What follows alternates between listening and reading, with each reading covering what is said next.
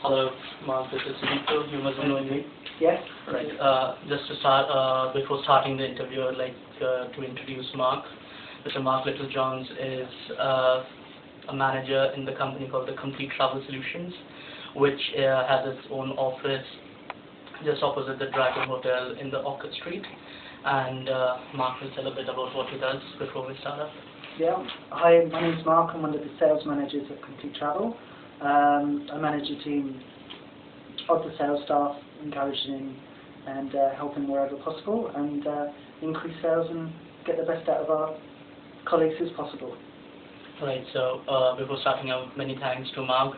He just finished work and he came, to keep his promise of giving the interview at such a short scale.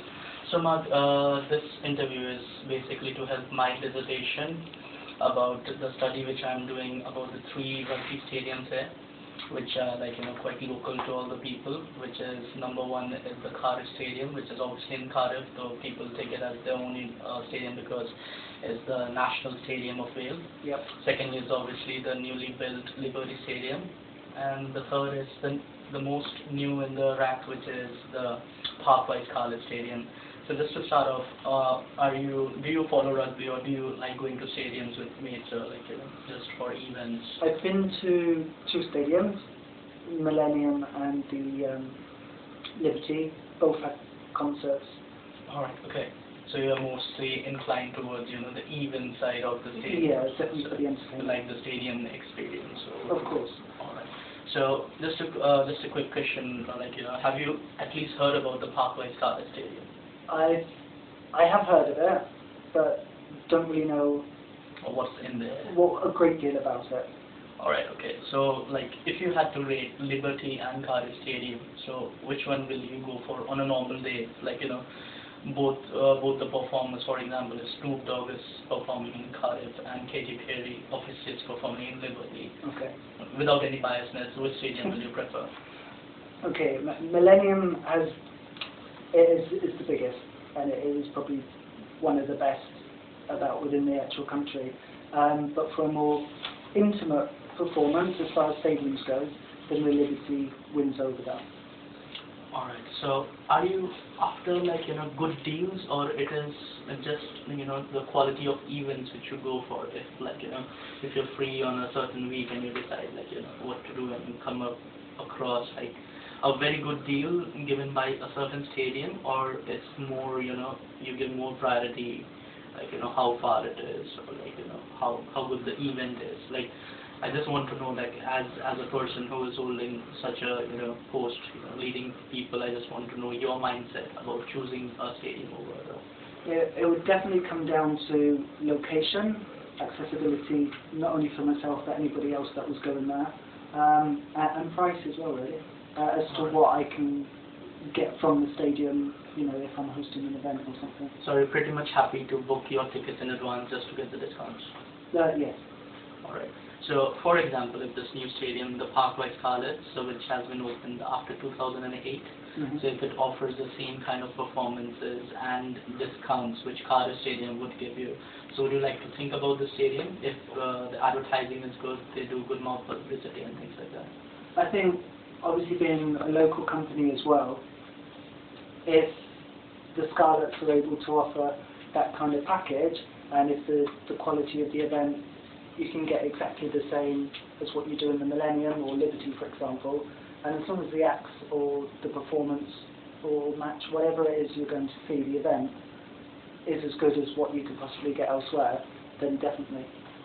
So it's for example, if you try to hold an event for your company to partner with any other travel agency, or which have been going through your profile, you have got things like Atoll, other Thomas Cook alliances and things like that. So if you had to hold an event or even a meeting which you can't possibly do in a local restaurant or a hotel, so if the Scarlet's stadium gives you more better deal, would you still be interested in moving for driving 20 odd minutes to the Scarlet's? Yeah, I think it all depends on maybe the size of the event. Sometimes if you're holding an event and maybe Liberty and Millennium's definitely too big and a restaurant is too small, You're looking for that medium-sized kind of event, but if that's something that the Scarlets can offer, and the size and location is great, then definitely worth considering. And like there is another thing, like many people say, which I've also got in my survey study, that sometimes Millennium Stadium charges more, like even on simple times, like Yeah. £6 a Carlings time. So, do you mind? Or does it hurt in the end after, like? I think afterwards. Afterwards, Yeah. at that time, it's all worth. But as I say, if it all comes down to, I think, the kind of event that you're hosting and the kind of money that you're prepared to plough into that kind of event. But if there's kind of like drinks packages or anything like that that maybe Scarlets could offer over other companies, then I think that's maybe where a lot of things could be learned as well. Right. And for example, it's like if you're going for an experience-based event, like you just want to experience good quality, like what are the prerequisites you are looking for in any event? I'd say depend on the kind of event. I think the quality and the content as well, and along with the service as well that's provided. I think service says an awful lot about a particular place. And you being a manager as well, what all modes of or medias of communication you think are now more important for, like for example, you're quite busy the whole day, you work like 8-hour shifts, and you're pretty much busy, and you must be having a lot of work stress even after you finish your work. So like what all sources of or social media, or like what all modes of advertisements you go through except the radio? Email is a good form, however, so quite often it can just be ignored. Yeah. Telephone is a good point of contact, as long as it's going to be something that's of interest, or if you've already approached someone about it, then the telephone contact is a good point to have, because it's instant.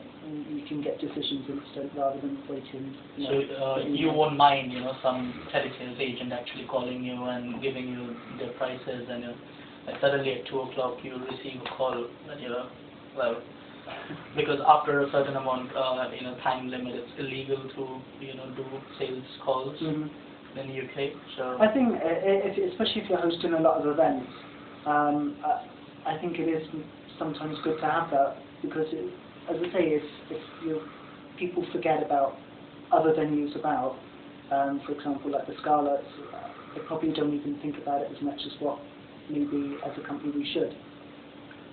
Okay, so it's like you have got no problems about making choices for the new stadium, but like pretty much you think that they should make more effort because you haven't come across to any of their offers as such. Not really. No, nothing that can significantly stand out compared to what you see with other companies.